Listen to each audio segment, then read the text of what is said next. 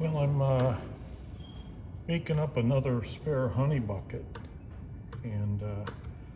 I've already drilled my holes. One trick that I've learned when drilling these holes in the plastic buckets is go ahead and drill straight through using that center drill, and then once that's through to center your hole, run the drill in reverse, and these teeth won't catch, and it makes a nice clean hole when you're cutting through that plastic versus grabbing and tearing everything up. The other trick I've learned from doing a bunch of these is, once you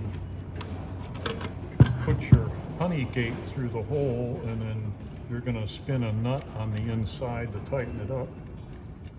is when you do this,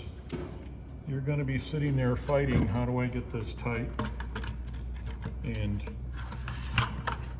snug, and how do I get a wrench inside to get this snugged up so it doesn't leak. There's a silicone gasket that goes around on the outside, but it's only so tight that you can get it by hand is grabbing that little nut and trying to hold on. So one of the tricks I've learned is, if you take and turn your honey gate, then inside hold the nut, you can slowly tighten that nut up by using the honey gate outside. And then once you get it where it's nice and tight and it's in place, then that nut is all tightened down inside, and you haven't had to try to figure out how to do it with a wrench and whatnot. It's just leveraging the outside